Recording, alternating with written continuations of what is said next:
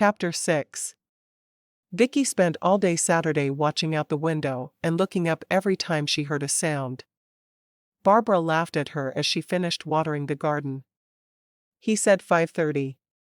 It's only 2:30. I know. But I want to see him. Yesterday would be good. Barbara shook her head. I never thought you would be so in love that you couldn't do your chores. Vicki made a face at her sister, but her words made her think. Was she in love with John? She was definitely in lust with him, and she couldn't wait to be married, but was that just the lust, or was it because she was in love with him? She shook her head, refusing to dwell on it. John made her smile, and that was the most important thing in her eyes. After the garden, she went inside to make supper. The dance was a potluck, as were all the meals in the community. It was her job to take enough to feed her family, and everyone would get whatever they wanted. She decided to make a pot pie. If no one else would eat it, then Bastian Appleby would surely eat the whole thing. The man couldn't seem to live unless he had pie every day of his life, which amused Vicki a great deal. She decided to make 2 pies. One would be a pot pie with chicken, and the other apple. Abby Appleby had been on a quest to can all the apples in the world last fall, and thankfully, she'd shared several jars of pie filling with her. Vicki was certain Bastian was still upset that he had to make do with fewer pies that year. Vicki made both pies and put them both in the oven, sitting down at the table for a moment. It had been her first time sitting in hours. Her wedding plans were coming together, though she hadn't confirmed a date yet. In a way, she wished it could just be her and John with the pastor, speaking their vows, but she knew her mother wanted to be there this time. When Roy and Emma had each had their weddings, they'd been brief with no family there. That seemed the best way to Vicki, but she knew her ma regretted the busy time they'd both married in. She'd wanted to be there to see her children marry. She'd do as her ma wanted, as much as she wished things could be different. It would all be fine. Vicki went into the parlor to check on her ma, who had been sewing nonstop for a full week. Anything I can do to help? Vicki asked. I watered the garden, and supper and dessert are both in the oven. You've been busy. Did your sister help with the garden? Vicki shrugged. The same way she always helps. She's young, Ma told her. She'll get better about doing her share of the work as she gets older. Ma had been saying the same thing about Barbara for years. Vicki didn't agree with her, but she nodded anyway. I hope so. Trust me. Without you here to bear the heaviest load, she'll realize how much you've done, and she'll have to step up and do more. It's that simple. You did the same when Emma moved out. Vicki frowned. I was never lazy like Barbara.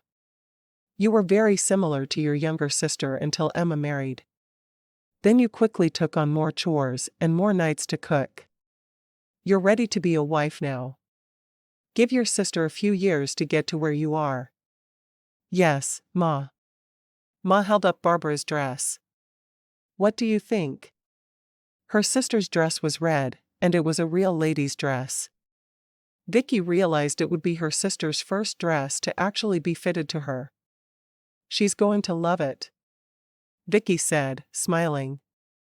Ma smiled. I sure hope you're right.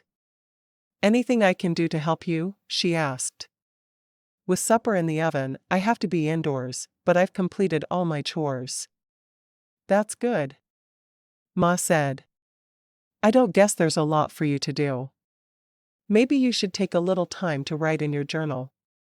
You know I still keep it? Vicki asked, surprised. Your sister has told me often enough. Don't worry though. She can't find wherever you're hiding it now, and she's sure trying. Vicki smiled. I'll be happy when I don't have to hide it in this house anymore, she said. I'll either keep writing in it after I'm married, or I won't. But either way, I won't have a sister trying to find it. Ma laughed. Barbara looks up to you. She wants to know all the little details about your life that you don't tell her. She's very curious about your relationship with John. We all are really.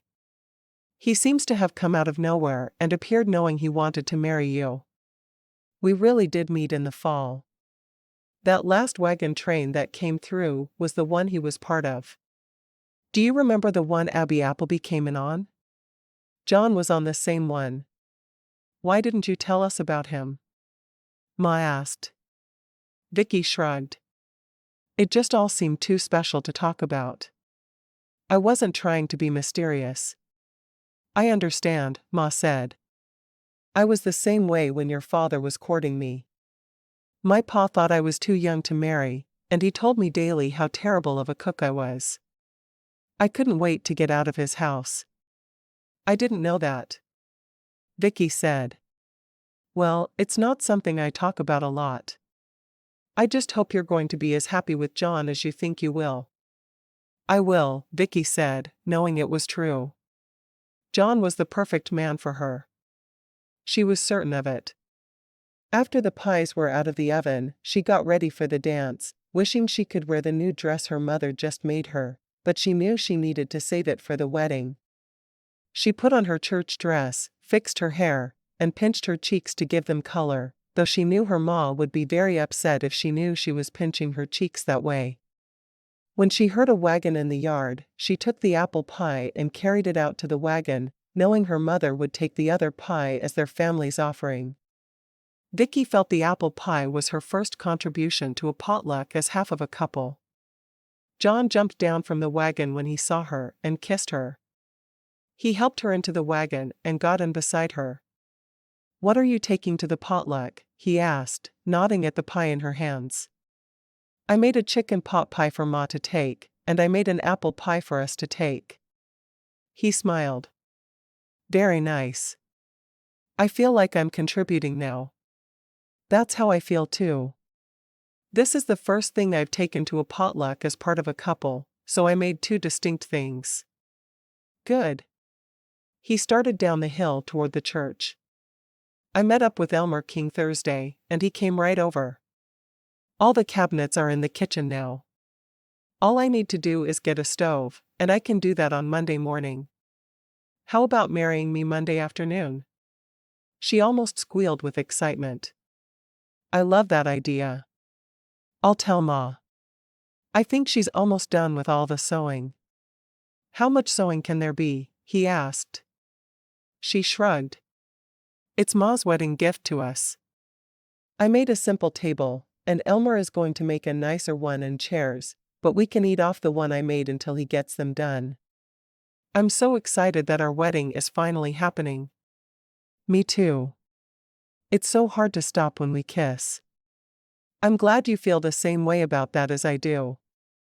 I'm definitely ready to make love with you. Good, she said. We'll do that on Monday evening. Ma is planning a wedding supper after the wedding. I'd be happy for the two of us to go in front of Pastor Jed and speak our vows, but Ma says she wants a real wedding this time. We were just settling in when both Roy and Emma got married, and she feels like she missed out on a lot by not being able to go to their weddings, so ours will be larger, no matter what we want. He frowned. You don't want a big wedding? She shook her head. And since we're giving her the wedding date 2 days before the wedding, there's no way we'll have a big one. I like the way you think. When they got to the church, he took the pie from her and carried it inside. Emma hurried over to her as soon as she saw her with John. Introduce me to your beau. Vicki smiled at John. This is my older sister, Emma. Emma, this is my fiancé John. I need to walk down the hill more than I do, Emma said, snuggling her baby close. How long have you been seeing each other? Vicki laughed softly. We met when his wagon train came through. It was the same one Abby was part of. We both kept thinking of each other. He moved back here, and we started courting. That's fast. When is the wedding? Vicki grinned.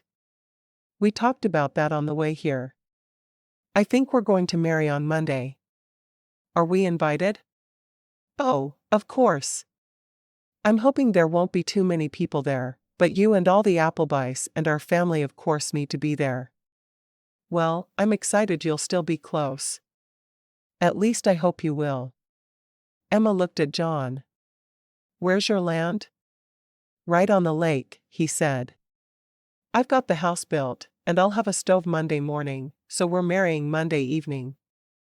In a hurry, are you? Emma asked. I remember your hurry when you married Jared, so you get to say nothing, Vicki said. She wanted to stick her tongue out at her sister, but she knew better. Maybe in private, but never in public. Vicki carried the pie to the table, making certain to put it with the other desserts, before going back to stand with John. Emma was still talking to John. Do you know what time on Monday? She asked. John shook his head. We haven't had a chance to talk to the pastor yet. He's right over there. I'll introduce you. Emma led John to Pastor Jed and introduced them, Vicki lagging behind. Emma had always been more outgoing than she was. What's a good time to get you to marry us sometime Monday afternoon or evening? John asked. The pastor frowned. Emma's married. Vicki laughed. John and I are marrying. The pastor looked relieved. I thought you'd been listening to the Mormon teachings. Not at all, John said. I only want one wife. How would a man keep up with two of them? Don't ask me, Pastor Jed said. It's all I can do to keep up with Hannah and the children. Is there a time that's better than others? Vicki asked. My ma is planning on a supper that you and Mrs. Scott are welcome to join us for. Let's do it about 5 then.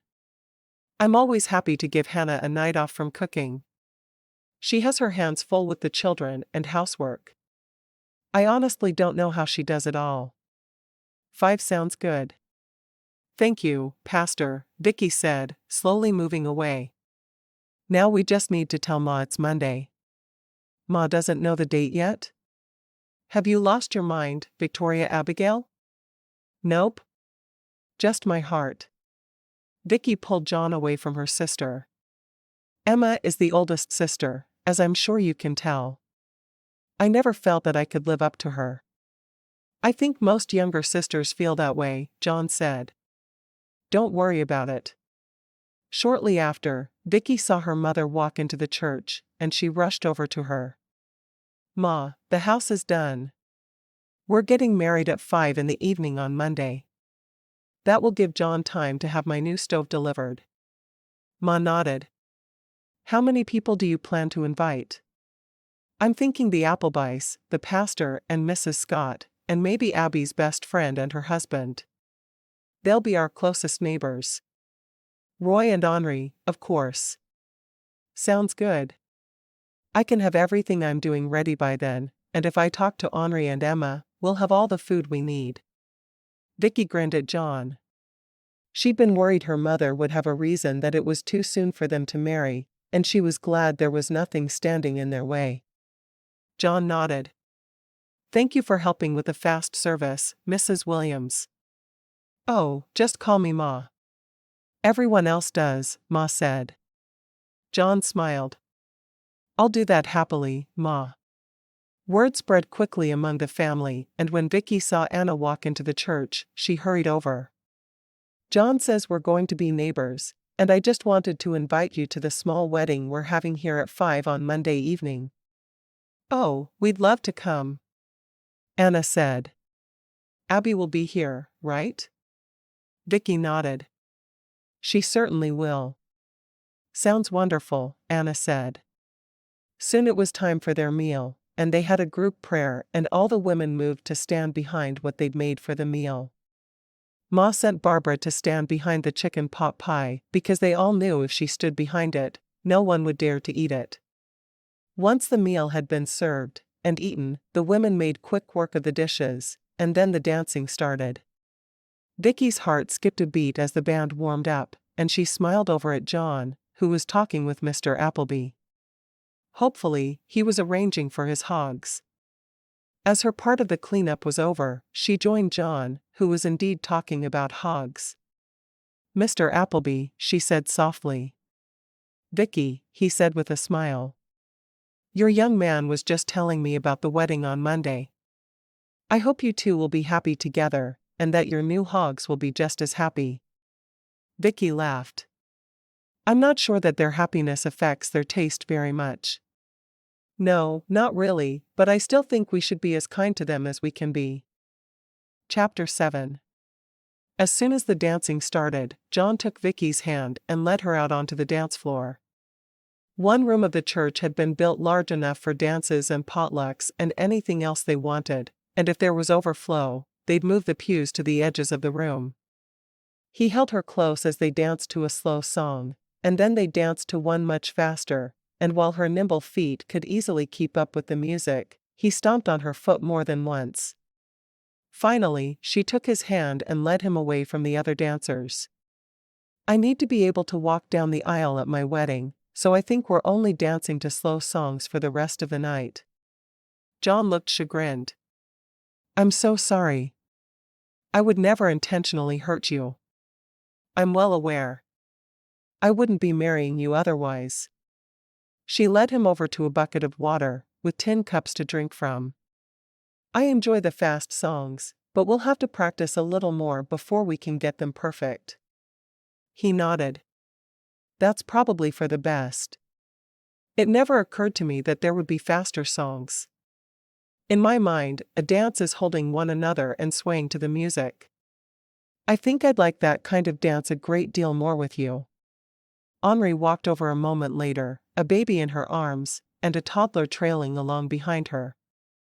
This must be John, she said. I'm Vicki Williams. I'm married to Vicki's older brother, Roy.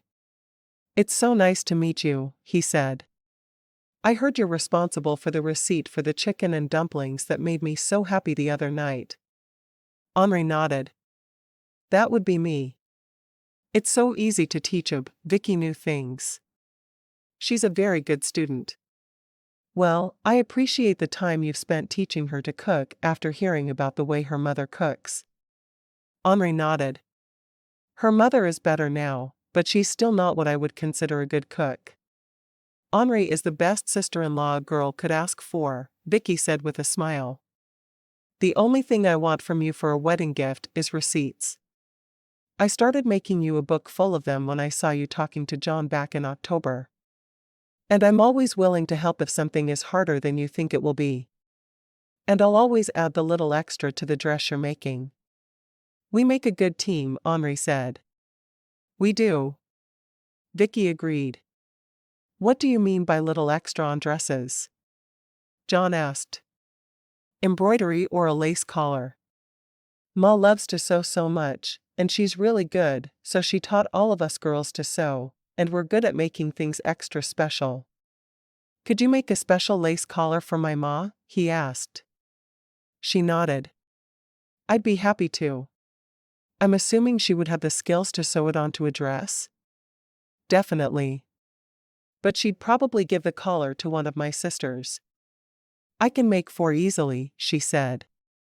And then each of your sisters can have one, but so can your ma. I'll just do each one a little differently, and then they won't look all the same. That sounds like a good idea, he said.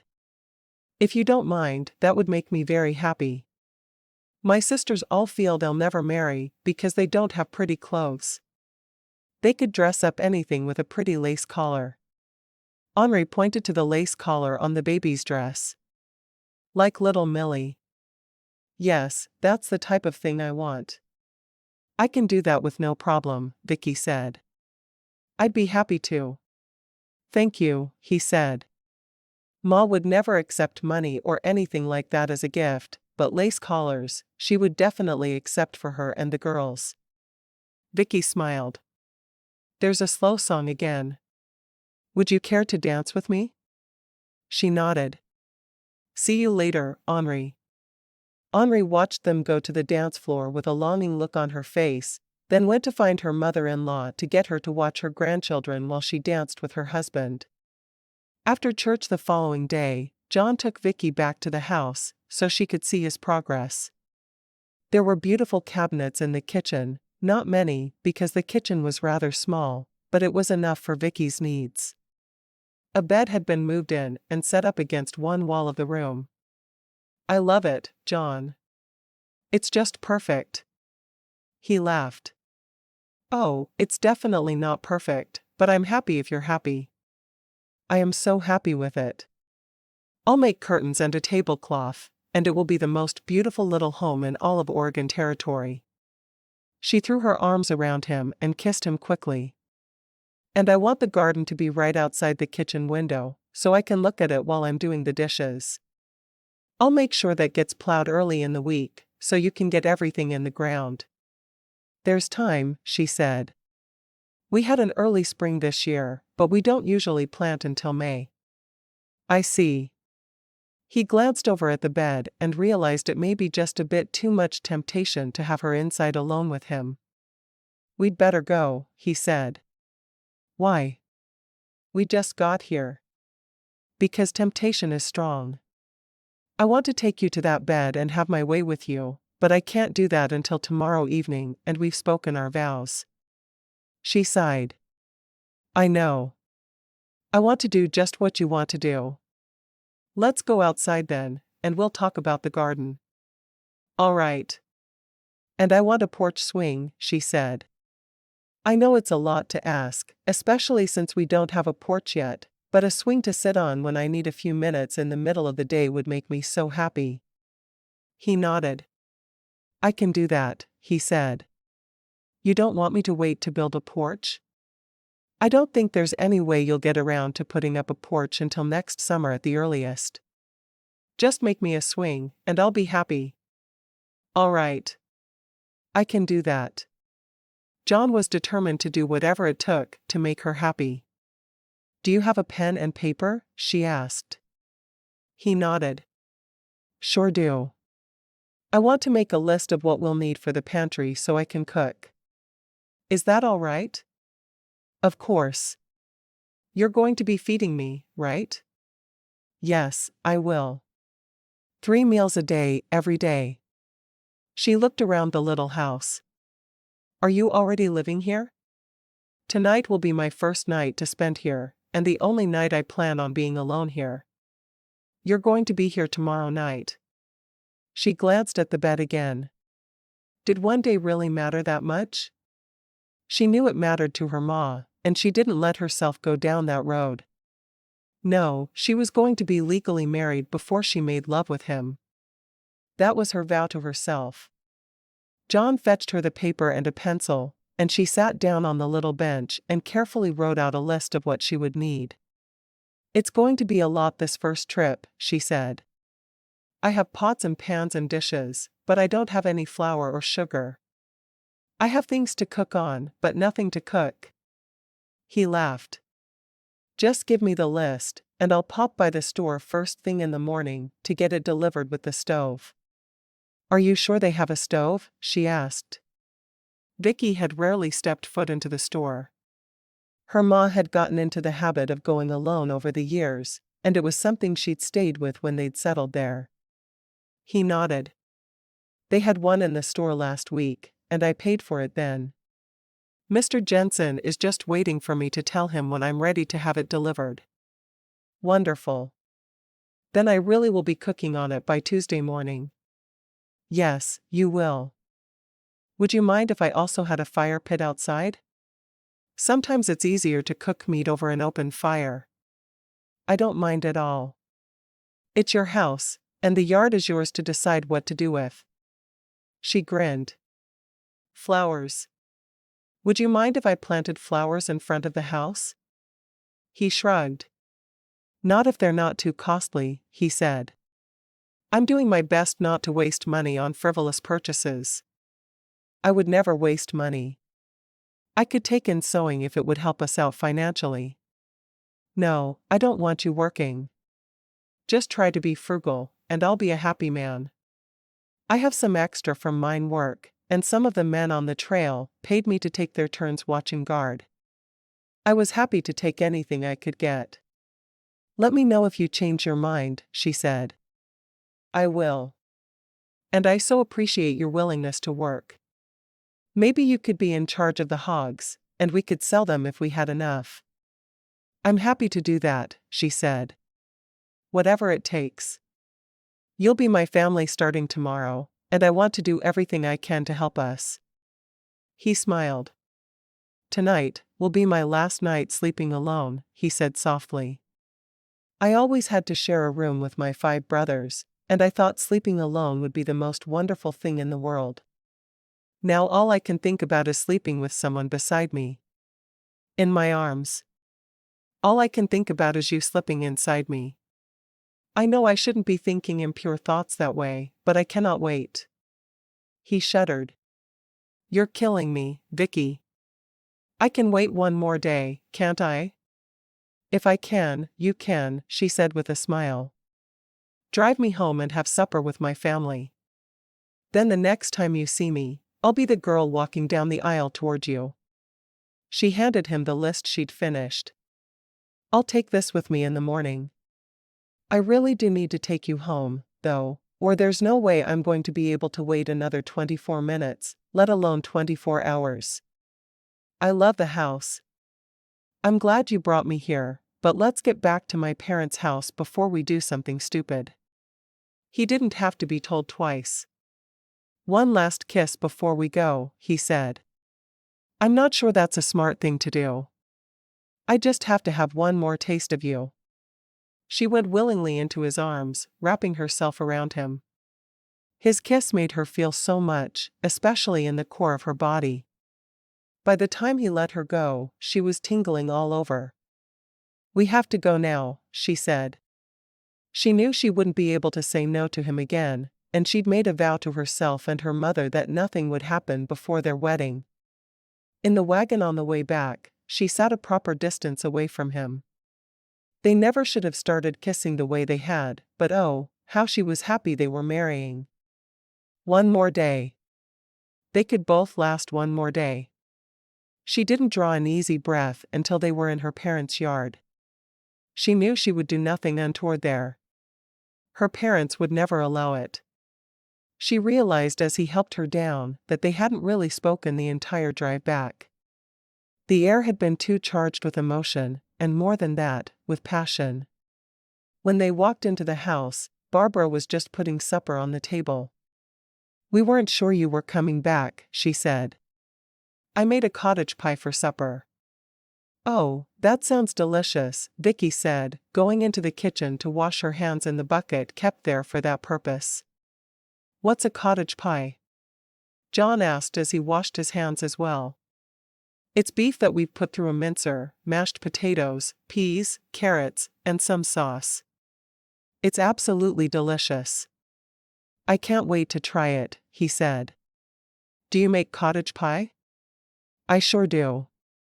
I absolutely love it. I hope you'll serve it often then. He loved how this family had meat with almost every meal, and he hoped they'd be able to carry that on, but as a farmer, he felt he would always have meat on hand. He hoped so anyway. When they all sat down to supper, Ma smiled at John. Tomorrow at this time, you'll be our son. Welcome to the family. John smiled. Thank you. I can't tell you how proud I am that Vicki has agreed to be my wife. After the prayer, he tried the cottage pie, and he smiled and nodded. I may like this more than chicken and dumplings, he said. They can be equal in your mind, Vicki countered. Barbara smiled. I'm going to be the only daughter still at home. It's going to be wonderful. Vicki raised an eyebrow at her sister. Double chores? I do worry about you sometimes, Barbara. I didn't think of it that way. Now you can, Vicki said, realizing she was being petty. But there will be one less person, so the chores will be lighter as well. Barbara smiled again. They will. And I know if I beg enough, you'll come over and help with the gardening. I'll have my own garden to tend to, Vicki said. I'm so excited to put it in. We just finished putting in a garden, Barbara said. I'm sure you've lost your mind. John shook his head.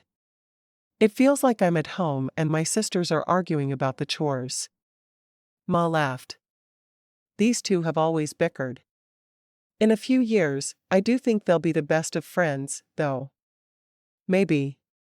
John didn't care if they were friends or not, as long as Vicki was happy. And he had a feeling that he could easily see to her happiness. When he left that night, he kissed Vicki lightly. "Save all your kisses for me," he said softly. "I always have," Vicki said. As she watched him drive away, she realized it was for the last time, because this time tomorrow, she would be his wife, and sleeping in his bed with him. She shivered a bit, and it had nothing to do with the temperature. She was so looking forward to being his wife. Chapter 8. The morning of her wedding, Vicki was up before dawn. She didn't need to be up that early, but her nervous energy was keeping her from sleeping. So she went into the kitchen and mixed up bread dough, thinking they could all have a cinnamon roll with breakfast. She preferred the pastry still warm, but it meant getting up much earlier than usual, which she had, so she took the time to make their breakfast special. It was the last one she'd cook for her family. Why that made her feel a bit sad on what should be the happiest day of her life, she wasn't sure. She worked on the meal while humming a tune. When Ma got up, she stared at Vicki for a moment. "What are you making?" she asked. Usually, Ma took care of breakfast. They did a lot of oatmeal. Vicki shrugged. "I was too excited to sleep, so I thought I'd make a special breakfast." Ma, still in her nightgown, sat down at the table. "I see. I guess it's the last meal you'll make for the family." "I'll make lunch too," Vicki said quickly. "I want to make the most of my last day with you here." Ma laughed softly. "You make it sound like you're moving across the country. You're going to be a very short drive away." "I know, but visits won't be the same." "Are you getting cold feet?" Vicki sighed, sitting down with her mother as she waited for the cinnamon rolls to rise. "Not really. I'm just very aware that this is my last day living at home. This evening, I'll be going to John's house with him, and when I return, I'll no longer be at my home, I'll be a visitor." Ma reached out and squeezed her hand. "Do you have any questions for me about the wedding night?" Vicki chuckled. Most mothers would be telling their daughter what their duty was to their husband. Not my Ma. "Do you need advice to make your wedding night better?" Ma smiled. "No one should go into marriage afraid of her wedding night like I did. What you will do with John will be as enjoyable as you let it be." Some women close their eyes and refuse to acknowledge the fact their husband is trying to make them feel good. I don't want any of my daughters to do that. I appreciate that, Ma. I really do. I think John does too. He knows I'm eager for our wedding night, and not afraid. Oh, Ma. It was all I could do to keep my vow to you yesterday. He was showing me our house, and we were alone with a bed right there. Using that bed was all I could think about. We drove slowly back to town because we had to leave to keep from anticipating our wedding vows. Ma smiled and nodded. "I'm just glad you were able to. Tonight will be much more special because of it." Vicki nodded. "I think so too. Don't expect it to be perfect the first few times. A man needs to learn control, and his first time with his wife, he will have no control at all. Be patient with him, and just love him." "I'll do my very best," Vicki said. "I do think we're going to enjoy being together." "Of course, you will. If you enjoy kissing him, then you'll enjoy making love with him. It's as simple as that." Vicki nodded. "I really enjoy kissing him, so I know my marriage will be a good one." "There's more to marriage than just making love," Ma said softly. "There's work involved, and it's work you know how to do, but you need to keep it up every day. Just as he'll go to work on the farm, you'll be working to keep the house clean, to cook 3 meals per day, to plant, weed, water, and harvest a garden, and then spend your time putting up the harvest. You have a vital role in your marriage, and you must make the best of it." Vicki nodded. I'll also be in charge of the chickens and pigs, she said, smiling at the thought of the piglets she'd be raising. She would cull only a few each year so they could sell some for meat, but continue to grow. Ma smiled. I think that will be your favorite part of your chores. I know you love gardening, but when you get to see those animals grow and take a liking to you, you're going to know that you were doing what you were born to do. I hope so, Ma. I really do. You'll love it. I promise. I had your pa make a few boxes to carry your chickens home in. I'm sending a rooster and 5 good-laying hens for eggs. I think you'll be quite happy. You know what to feed them and how to feed them. Pigs are like chickens, and they'll eat everything in front of them. They'll need a pen, but I think you'll prefer to leave the chickens as free range. They'll need a henhouse for the winter, but in the summer, they'll eat insects, and you won't have to feed them quite as much. Pigs you'll always have to feed. Vicki nodded, getting up to put the cinnamon rolls into the oven. How about eggs, bacon, and cinnamon rolls for breakfast? That sounds wonderful. Thank you for getting up early to cook. It'll make my morning a great deal easier, which is good, because my daughter is getting married today. Oh, Ma, I can't wait. I wish it was time now. By early afternoon, Vicki was exhausted. All of her things were in the hope chest her father had bought from Elmer King, and it was packed nicely. After the wedding, they would get her hope chest and the chickens out of her parents' wagon and drive straight to the lake and their home. Everything was ready for the wedding except her. She needed to dress and fix her hair, but she needed to sleep more. She couldn't remember the last time she'd napped, but she knew if she didn't that day, she wouldn't be as attentive and willing for her wedding night. She found her Ma outside watering the garden. Ma looked up. Everything ready? Everything except me, Vicki said.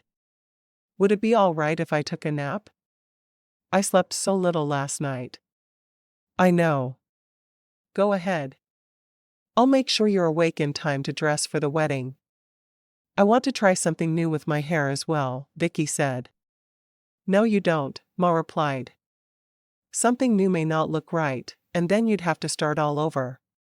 Pin most of your hair up in a bun, but let a little of it fall free. Yes, Ma. I'll do that after I nap. Vicki hid a yawn behind her hand. I think I should be awake by 4 or so. Ma nodded. I'll wake you. Vicki went back into the house and sat on her bed, looking around her room.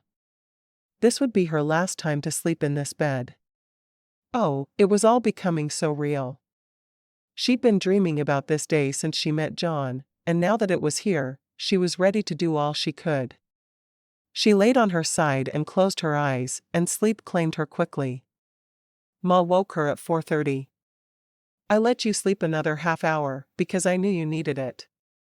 Change into your dress, and I'll help fix your hair. Vicki nodded. She could smell chicken and dumplings, and realized Barbara must have been cooking them for the wedding supper. She changed and went out into the dining room, where Ma was sitting, doing a bit of embroidery while she waited. Does this look all right? She asked. Ma looked her up and down and smiled. It fits you perfectly. You look beautiful today. Your eyes look tired, though. You may want to rest a cool damp rag on them. I can do that while you do my hair, Vicki said, hurrying to the kitchen for the damp rag. While she sat, her mother worked on her hair. You have an exact look in mind, don't you, Ma? I do.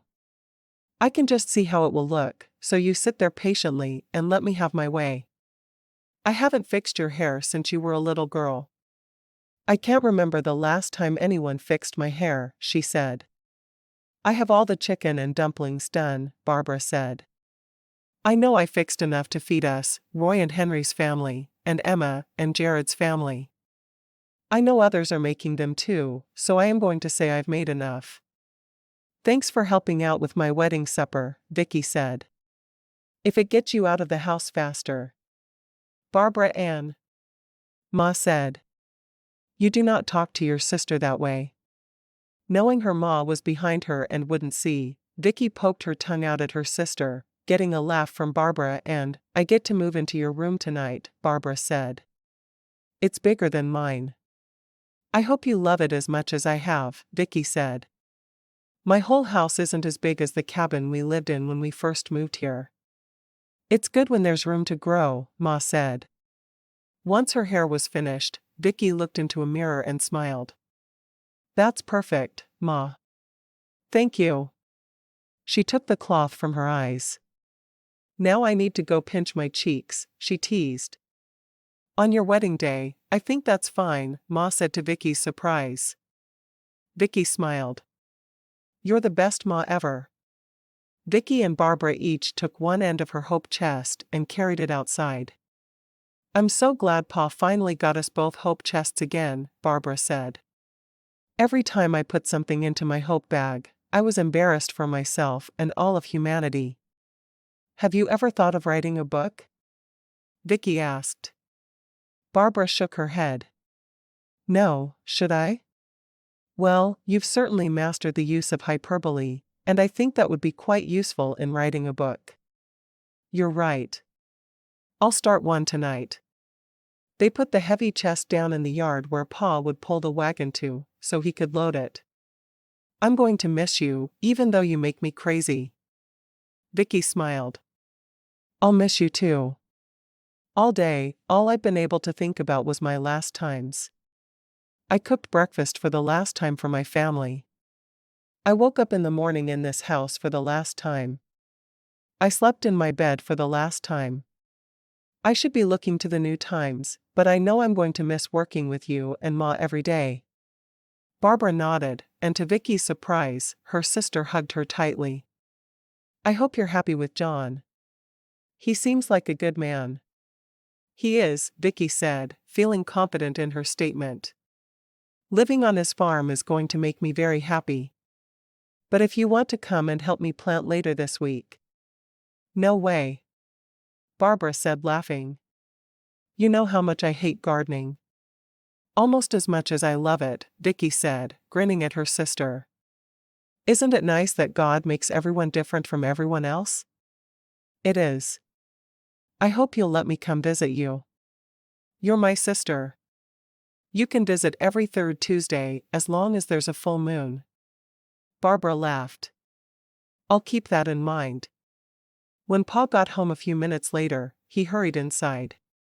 "I need to get cleaned up, and then we'll go." When he and Ma stepped outside a few minutes later, Vicki was proud of how they looked. Each had taken care with their appearance, and they looked ready to go. "Father of the bride," Pa said. "Again.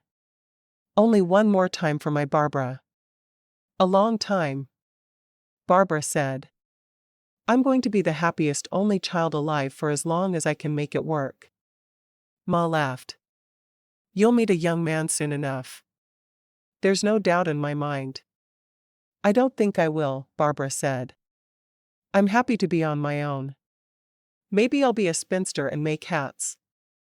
"That's what Edna told me she was going to do." "I think she'll be good at it too."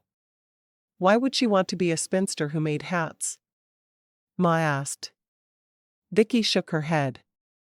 Edna Blue was a mystery. "I don't think I'll ever understand half of what she said and did." Pa nodded. "Her father was a bit odd, but nothing like that daughter of his. Just the way she danced on Saturday nights told me all I needed to know. She was a half-wit." "I don't think so," Barbara said. "She was intelligent, but she simply said strange things all the time that confused everyone around her." "Maybe," Vicki said. Instead of climbing into the back of the wagon, her pa helped Ma up and then Vicki. It was cramped on the wagon seat, but Vicki didn't let that bother her. She definitely didn't want to be seen climbing out of the back of the wagon at the church on her wedding day. Sitting in the back had always made her feel as if she was a small child. Now that she was going to be married, she was a grown woman, and she felt others should treat her as such. She waited for her pa to help her down at the church, and she went into the parsonage, which was part of the church. That way she could do her walk down the aisle, and John wouldn't see her before the wedding. She thought it was a silly superstition, but Ma kept telling her it didn't hurt to be careful. She also wore something new, her dress. Something blue, a bouquet of wildflowers, something borrowed, her mother's favorite hair comb. On her feet were her old shoes, because they hadn't had time to order new ones. That covered that silly superstition as well. Vicki cared about none of it. She only cared that she was about to walk down the aisle to the man of her dreams, with all her family watching over them. For a moment, she wished Edna could be there to take part in her wedding. She was the best wedding guest, always giving sex advice to the newlyweds. What more could she ask for? She took a deep breath and started down the aisle on her father's arm. When she walked back down, she would be John's wife. What a glorious day. Chapter 9. John turned to her as Vicki walked toward him, her gaze on his face and nothing else. Pastor Jed had a big smile on his face, as he loved performing weddings. He had once said that he preferred funerals because you always knew then how the person's life had turned out, but he was happy to do weddings as well.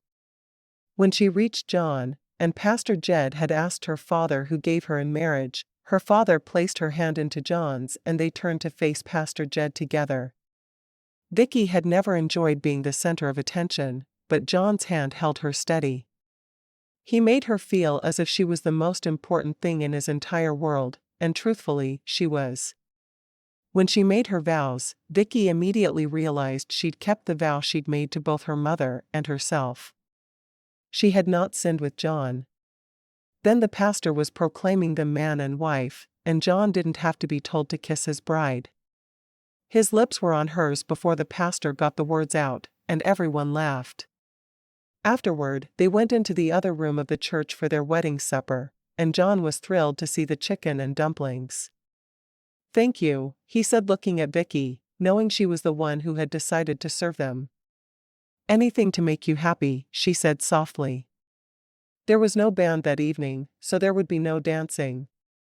Instead, their supper was served in silence, with only the voices of people talking over their meals, providing the background music.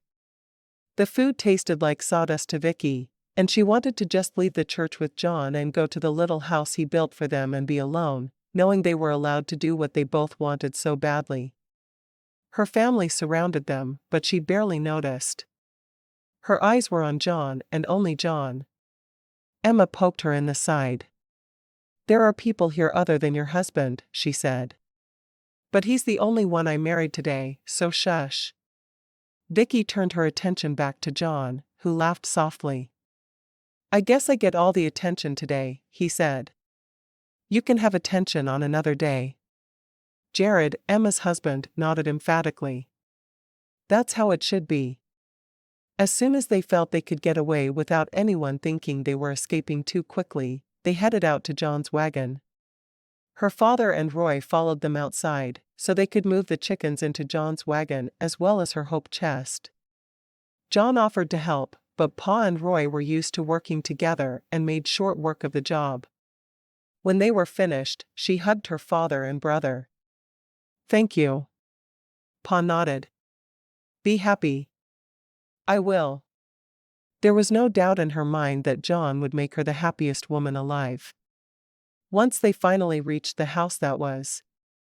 "I'm going to drive as fast as I feel comfortable driving," he whispered as they moved off the church lawn and started toward the lake. "Brilliant idea," she said. "I think so," he said, smiling at her.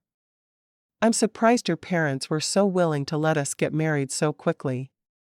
I expected it would take months once I settled here to convince your father." "Nah." Barbara was practically singing and dancing and celebrating being the only child left at home. He laughed. I could tell she was excited about it.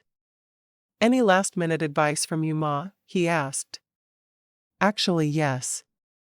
She thinks I'm putting a bit too much emphasis on the physical side of our marriage, and reminded me that I have plenty of duties outside the bedroom. She made this long list of things I'll be required to do, but none of them are things I haven't already done at home. Well, except for the hogs." When do we get those? They need a few more weeks, he said. Probably end of June. That works for me. Vicki scooted closer to him on the wagon seat. I cannot tell you how much I have been anticipating tonight. You and me both. She realized then her mother hadn't shown her the nightgown for her wedding night, but she had a feeling it was packed in the back of the wagon somewhere. She'd expected to take her hope chest and the chickens. Instead, there were many extra boxes in the back of John's wagon, and she had no idea what she would find in them. It would be like a treasure hunt, and she knew she'd enjoy it. Did you get the stove? She asked. He nodded. And all the other things you asked for. Mrs. Jensen said it looked like I was setting up house, and I told her we were marrying today. She said to tell you best wishes, and if you need anything from her, to let her know.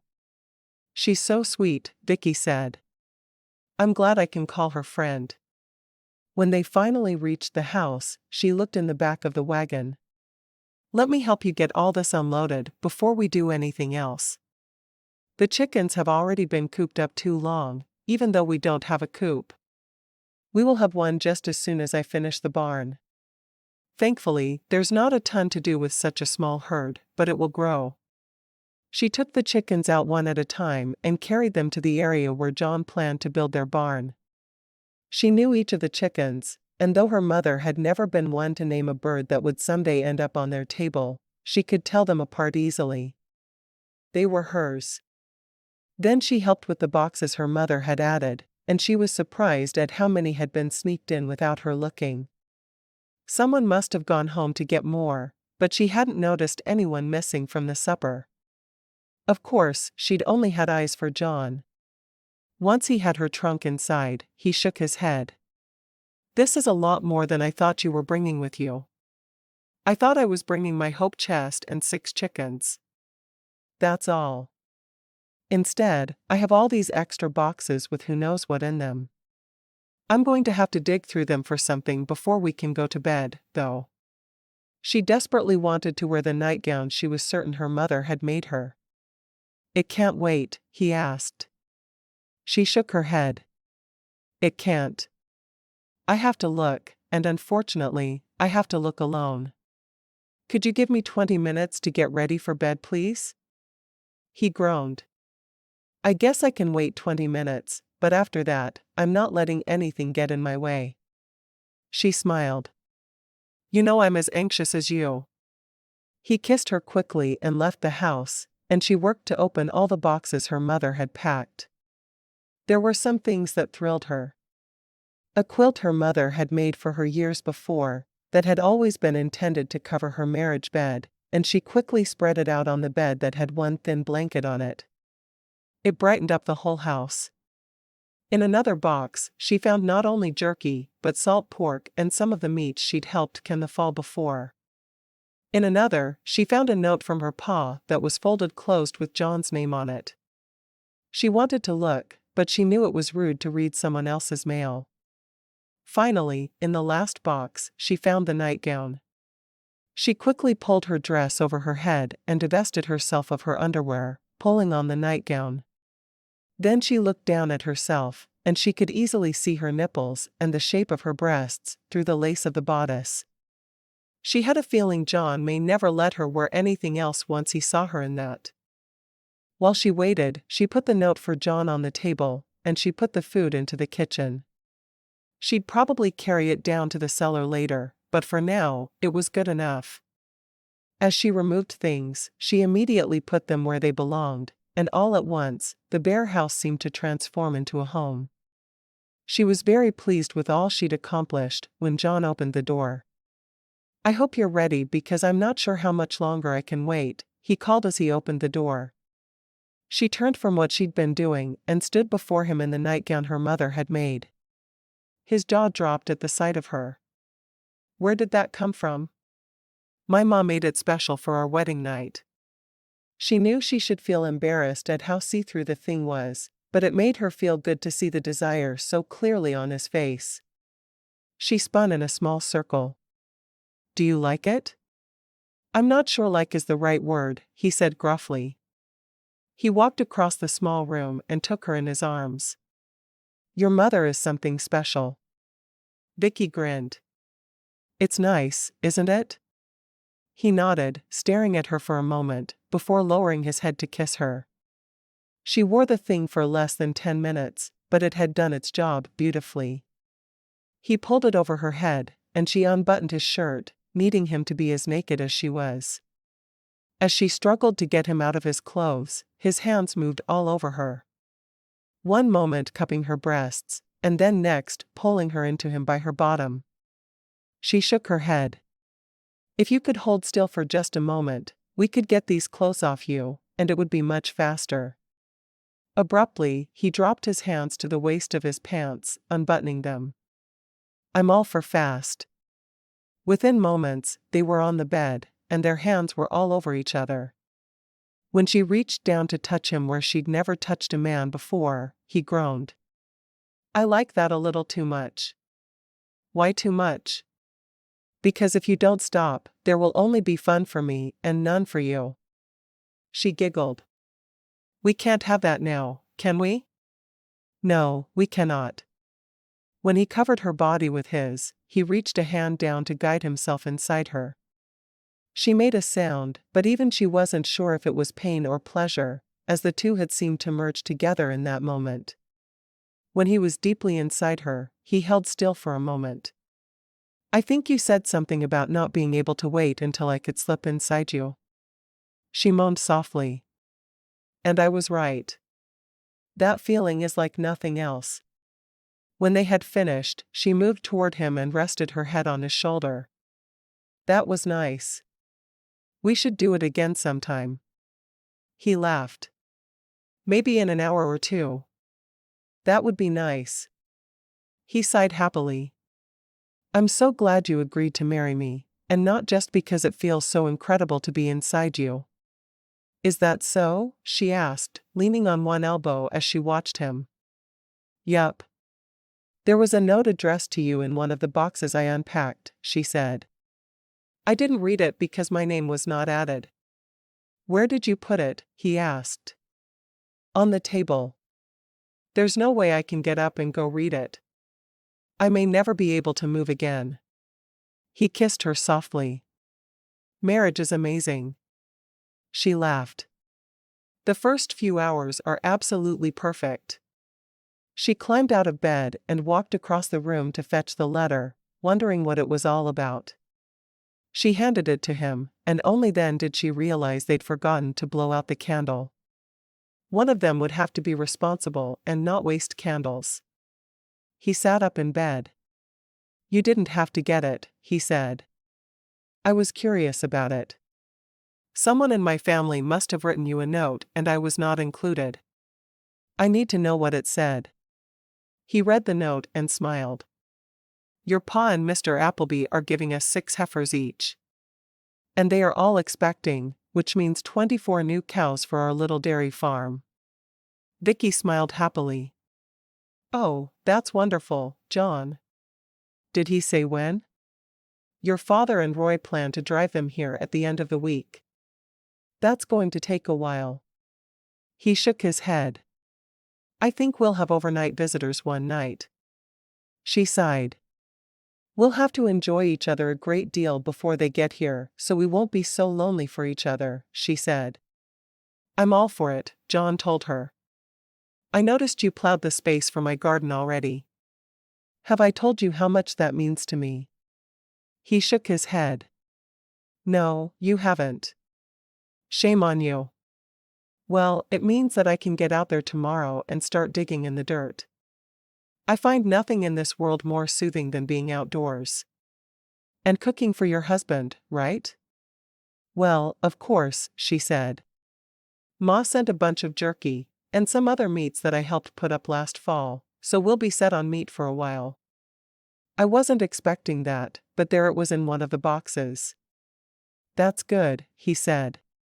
Will save us time and money, and there's not a lot of either our first summer on the farm. Are you sure you don't want me to take in some sewing to help out with the finances? She asked. He shook his head. If it needs to happen later on, I'll let you know, but for now, I'd like to be able to support my wife.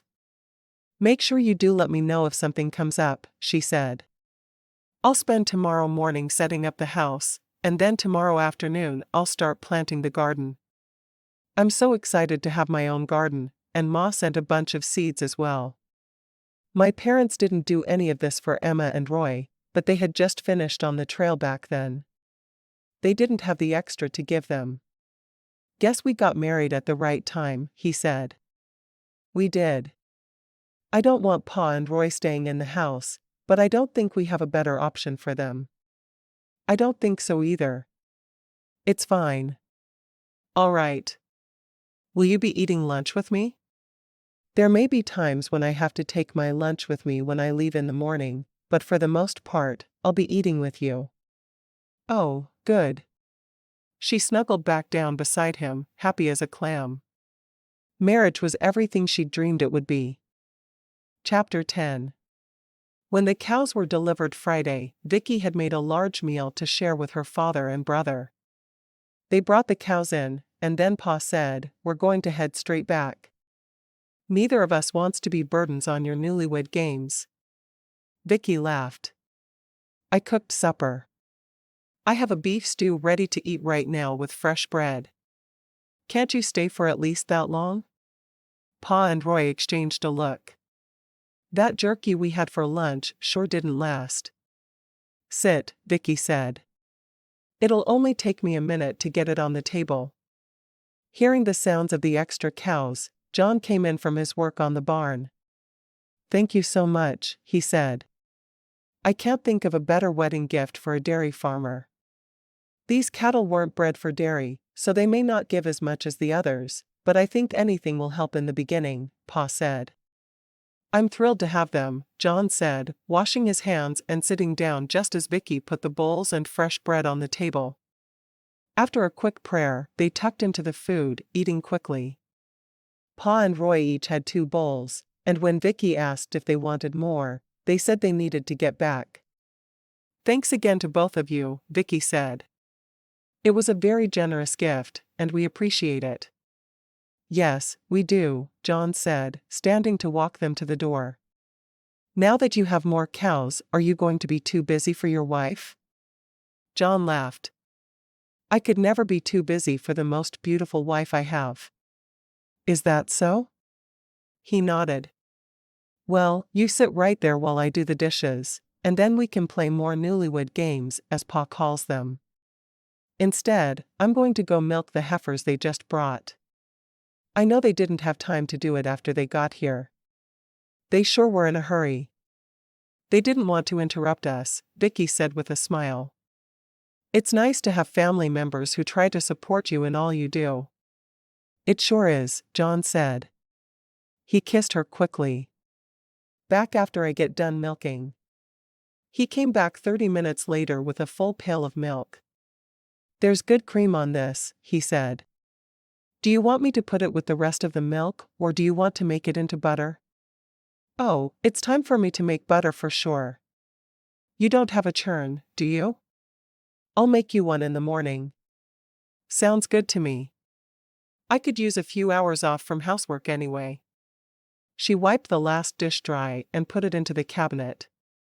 I love the cabinets you made me. I'm glad you find them handy, he said. They're wonderful. She stepped outside and looked at the road her pa and brother had left down. They're gone. Let's get naked. Sometimes I think you only love me for my body, John said, trying to sound annoyed. She laughed. No, but I do love your body. He frowned as he realized that she had yet to tell him she loved him. Why hadn't she said the words? She acted as if she loved him, which was good, but if she didn't say how she felt, how would he ever know? I love you, he said softly. She stood on tiptoe and kissed him. Thank you. She didn't know what else to say, because she wasn't yet certain if she did love him. Nothing had clobbered her over the head and told her she loved him, so she couldn't say the words back. Not in good conscience anyway. Don't you love me? He asked, frowning at her. She sighed. I hoped this wouldn't come up until I was sure. I love your body. I love being married to you. I love our life together, but I'm not sure I love you. Hopefully, I'll be sure soon, but I don't want to say it until I'm absolutely certain. He gaped at her. You married me without loving me?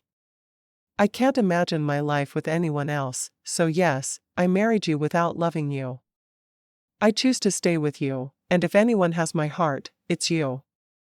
But I can't say the words until I'm sure. I don't even know how to react to that, he said, his face full of sadness.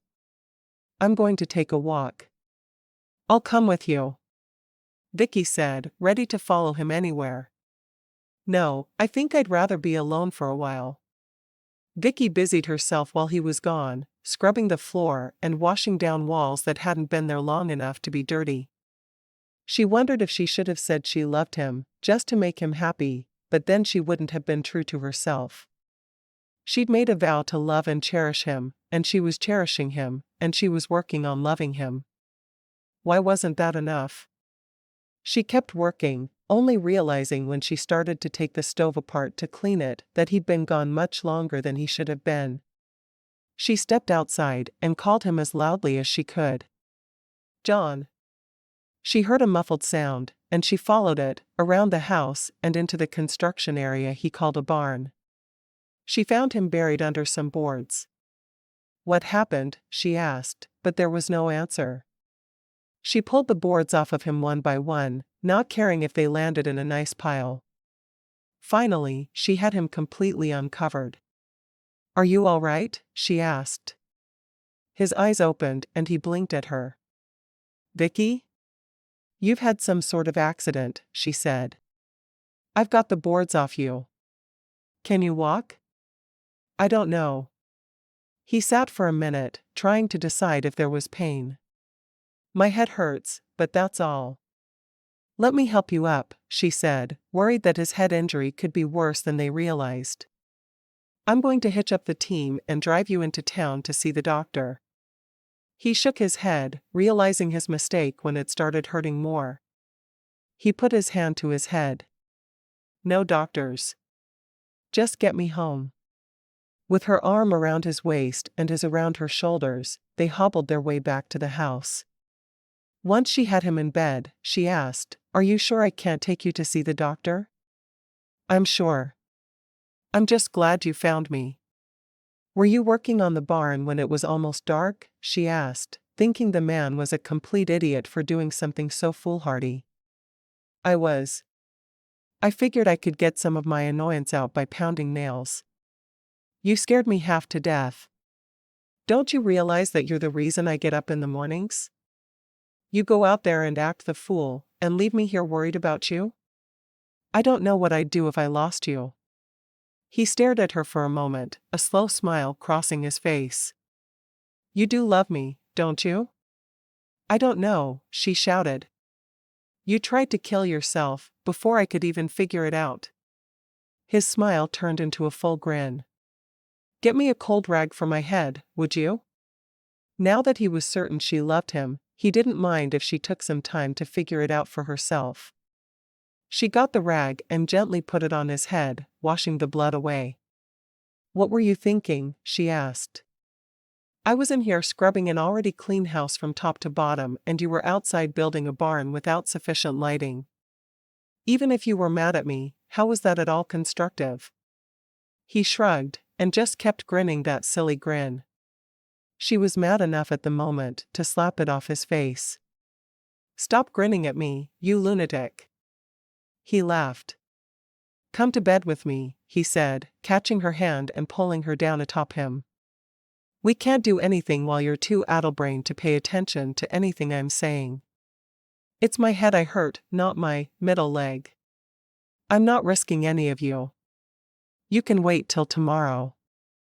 To slip inside you? He asked, pulling her down to sit beside him on the bed.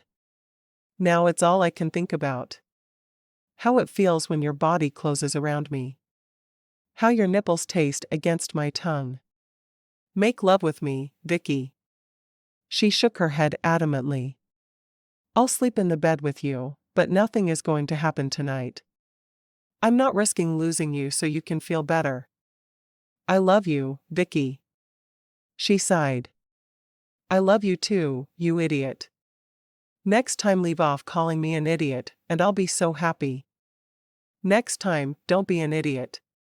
She curled up on the bed beside him, not removing any of her clothes, for fear he'd talk her into something she shouldn't do. I was so worried. At that moment the dam broke, and she began to sob. I could have lost you. But you didn't. I'm fine. My head just hurts a little. It should with that giant lump on it. She sniffled again. Don't ever do that to me again. I won't. I promise you that. I do love you, John. Even though you're an idiot. Was that better? You could drop the word idiot completely, he said. Not for a while yet. She kissed his cheek. I need you. Epilogue. 3 years later, their herd of cattle had become too much for him to handle alone, and he'd had to hire a younger man to help him out. Vicki was expecting their second child, and she was so excited she could just burst. They had a little boy, who was named after John, but they called him Jack.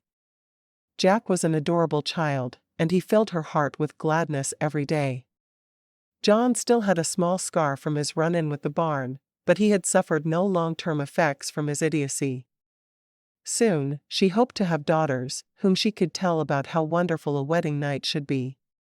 They would love working in the garden, sewing, and cooking. At least she hoped they would. Jack certainly enjoyed helping her weed the garden, but mostly because it gave him time to play in the dirt. Hopefully, Barbara would find love soon. She'd like to see her sister happily married and having a family of her own. With as many wagon trains coming through as there were, she was sure to meet someone. Her life was perfect in her eyes, even though she'd long since realized her husband was not. John made her crazy at times, but she loved him with everything inside her. Love had been the real goal. Not marriage.